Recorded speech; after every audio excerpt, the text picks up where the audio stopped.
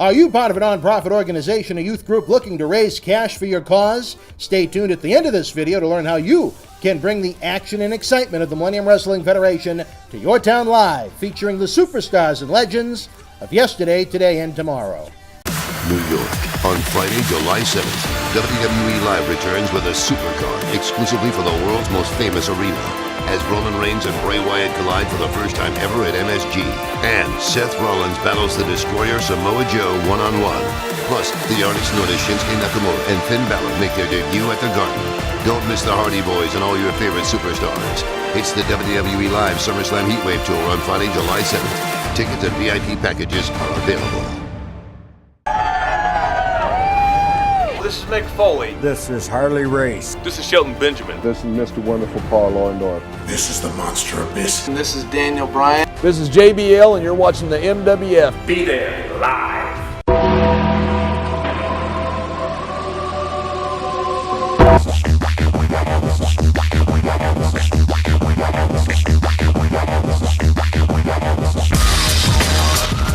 Wrestling fans from around the corner and around the world, welcome to another installment of Wrestling Insiders from MWF Studios just north of Boston in downtown Melrose, Mass. in the zip code of champions 02176. Let's run down WWE Monday Night Raw from the Toyota Center in Houston, Texas, Monday, July the 10th, 2017.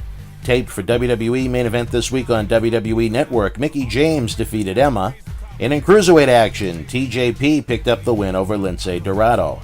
Raw opened with Big Cass. I like the fact that the opening segment had something different, something new, as opposed to the usual half dozen or so guys featured in the opening spot. Cass had a solid heel reaction. He mocked the fans, saying, "How you doing?" He was a happy man. He defeated his former partner Enzo Amore at Great Balls of Fire Sunday night. Cass believes he's the future of WWE and is going to be a WWE Universal Champion. He said he's 7 feet tall and no one can look him eye to eye. Cue the Big Show's music. Big Show had become friendly with Enzo Amore in recent weeks. The two big men got in each other's face, and Show headbutted Cass, then kicked the hell out of him around the ring before Cass backtracked. Interesting to see if WWE can hold off on a potential Cass-Big Show match until SummerSlam, a match that in theory Cass should go over clean on, have a clean, decisive pinfall win over Big Show in an attempt to elevate Cass into a solid top spot. Cass is big, but other than that he's lacking charisma, promo ability, and in-ring. I'd like to see him have a mouthpiece to help get him over. Funny enough, that's why he was paired with Enzo Amore, to be the mouthpiece and help get the duo over. Finn Balor defeated Elias Sampson. The Sampson character is so boring, so bland, it's almost like an independent wrestling level character, and nothing about his in-ring work has stood out to me thus far either. It needs an overhaul if the character is going to be anything more than an undercard enhancement type guy. Finn looked good here as always. Very confusing as to why WWE would keep a top babyface off of the Great Balls of Fire pay-per-view. Balor missed so much time due to injury since he was brought to Raw last July during the draft. I know I would have enjoyed the pay-per-view that much more if he was on it. Hardy Boys cut a promo about their losing effort in the Iron Man match to Cesaro and Sheamus the night before. They said there are those that are starting to doubt them, that the nostalgia pop is over, so to speak. They dropped some of their broken Hardy lines, which to me is childish, as there's just so many fans that have no idea what they're talking about. The Hardys challenged Gallows and Anderson to a match where Gallows and Anderson beat the Hardy Boys, and then after the match, the Revival was back and they attacked the Hardy Boys. Looking at this segment, it makes me think that the Hardy Boys may lose several matches and then come back as the Broken Hardys if they can obtain the rights or come to some kind of a resolve with the Impact Wrestling company over who actually owns the rights to the characters. Miz TV was up next with the Miztourage, giving out Mizzy Awards from the Miz's victory the night before over Dean Ambrose at Great Balls of Fire. This segment sucked. Dean Ambrose eventually ran out and attacked the group before the numbers game caught up with him. Ambrose's former Shield running buddy, Seth Rollins, came out to make the save in what looks like to start or at least add to the Miz-Ambrose feud. In the back, Ambrose scolded Rollins, saying he didn't trust him and that he should fight his own battles. Sasha Banks and Bayley defeated Raw Women's Champion Alexa Bliss and Nia Jax. Another match that feels like it's been done to death. Bayley pinned Bliss. Interesting to see if this turns into a three-way program with Sasha involved headed into SummerSlam, as Sasha was also victorious over Bliss, albeit via countout the night before at Great Balls of Fire. Goldust defeated R-Truth. The crowd was flat for this one. I've really enjoyed Goldust's promos since he turned heel. Interesting to see what direction this goes in. Up next was a great segment with General Manager Kurt Angle coming out saying he didn't know where Braun Strowman was after the ambulance match at Great Balls of Fire. Angle introduced WWE Universal Champion Brock Lesnar and Paul Heyman. He referenced their main event match at WrestleMania 19 and said Lesnar gets better year by year. Can you imagine? This week, Brock Lesnar is going to be 40 years old. Angle said he had some ideas about who Lesnar would face at SummerSlam. Paul Heyman said that shouldn't be discussed in public. Cue Roman Reigns music. This was somewhat confusing, where Reigns already made the declaration and made it sound like he was going to get the title match at SummerSlam during an underwhelming announcement a couple of weeks back. Even in a losing effort at Great Balls of Fire, Reigns said he deserved the title shot. Lesnar said Roman didn't deserve shit. Samoa Joe was out next, said he was going to put Lesnar to sleep much sooner than later. Heyman was almost pushing for Reigns to get the title shot. I thought that was interesting, almost as if Lesnar would be better off facing Reigns. Angle then announced that Reigns and Joe would square off in a number one contenders match, headlining next week's Raw, with the winner getting the SummerSlam match against Brock Lesnar. Really makes this a must-see match on Raw, with 7 days to use the hype machine to get eyeballs watching. Afterwards, Corey Graves ran from the announce table to find Kurt Angle in the back to discuss these mystery text messages. Both men got another one. Very good segment all around right here. Akira Tozawa and Cedric Alexander teamed to defeat the WWE Cruiserweight Champion Neville and Noam Dar. Tozawa pinned Neville with the senton. Alexander and Dar will square off in an I Quit match on this week's 205 Live. In the main event, Bray Wyatt defeated Seth Rollins in a very good Great Balls of Fire rematch, much better than the pay-per-view match, I thought. Rollins sold his injured eye from the eye poke the night before, and it played into the finish here. Rollins tried to injure Wyatt's fingers to get a little retribution, but Wyatt elbowed and headbutted the eye, then was able to use Sister Abigail for the pin. The lights went out. Then when they came back on, the Miztourage came through the crowd and triple-teamed Rollins until Dean Ambrose ran out to make the save, teasing what could be an eventual slow build to a Shield reunion. In the back, Kurt Angle was on the phone with this mystery person, inviting them to Raw next week to reveal whatever the secret is, and also said that he loves them. Very interesting cliffhanger leading into next week's Raw from Nashville. I enjoyed this week's Raw. I'll give it a thumbs up. On our Twitter poll, fans gave Raw 58% thumbs up, 25% thumbs in the middle, 17% thumbs down. Whether you were in Houston live or watched on the USA Network, share your thoughts in the comment section below. Don't miss the fall from WrestleMania 33 on WWE Network. Using our link below, get 30 days free.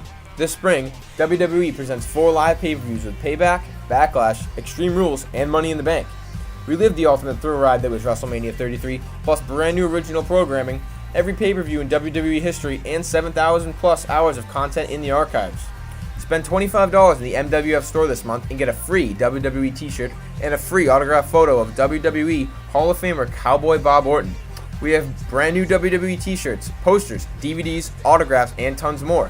Best of all, every dollar you spend directly supports our live event and video production initiatives. Fans in over 30 countries can now enjoy our state-of-the-art studio shoot interview documentary collection on demand.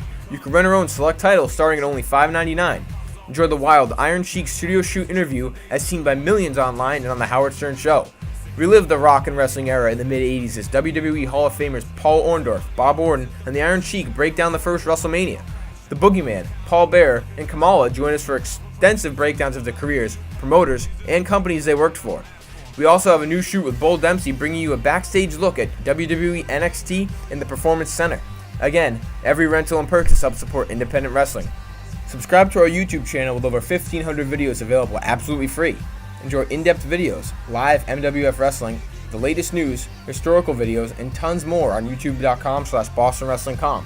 If you enjoy the free content, you can help the cause by making a donation of any size to paypal.me/BostonWrestling.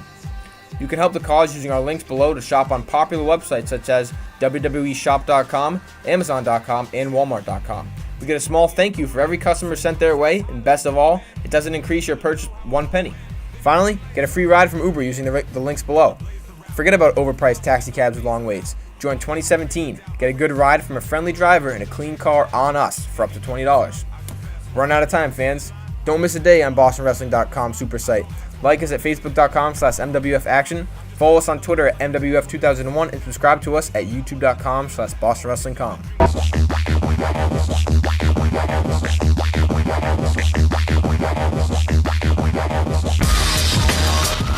The Millennium Wrestling Federation's 15th anniversary tour begins this fall and rolls into 2017 throughout New England, down the East Coast, and into the Carolinas. If your nonprofit organization is looking for an interactive, turnkey experience while putting the fun into fundraising, you've met the perfect tag team partner. MWF offers a variety of packages for groups of almost any size, from our live events at the Boston Garden, the Kowloon Entertainment Dining Complex, and the legendary Suffolk Downs, to high school gyms and function halls. We've presented live events everywhere. Since 2001, the MWF's mission has been simple: keep the kids off the streets. Under the leadership of President Dr. David Reese, we bring the superstars of yesterday, today, and tomorrow to your town, not for a quote-unquote wrestling show, but an event that features action-packed in-ring wrestling, autograph and pose photo opportunities, question and answer sessions, and much more. It is the best of sports and entertainment. The week of your event, we can add on to the endeavor with anti-bullying campaigns, library meet and reads, youth sport concussion seminars, and more. Our live events are fit for fans of every age, from 5 to 95. This fall, as part of our new Kids Club program, we offer live event experiences exclusively for the youngest of fans. On the flip side, we can also produce a tailor-made event for fans of an older demographic as well. We work with you every single step of the way to get the word out to fans near and far, on our local television offerings, and to over 50,000 fans and growing on our social media platform. Your success is our success. If your group has had enough of boring candy bar and wrapping paper sales and has the energy to team with our passionate fan base, bringing the MWF experience to your community is the answer to put smiles on faces while raising cash for your cause. Contact us today to get the ball rolling for your custom-made event that you want to bring back year after year. Don't just take it from us. Here are folks we've teamed with in the past.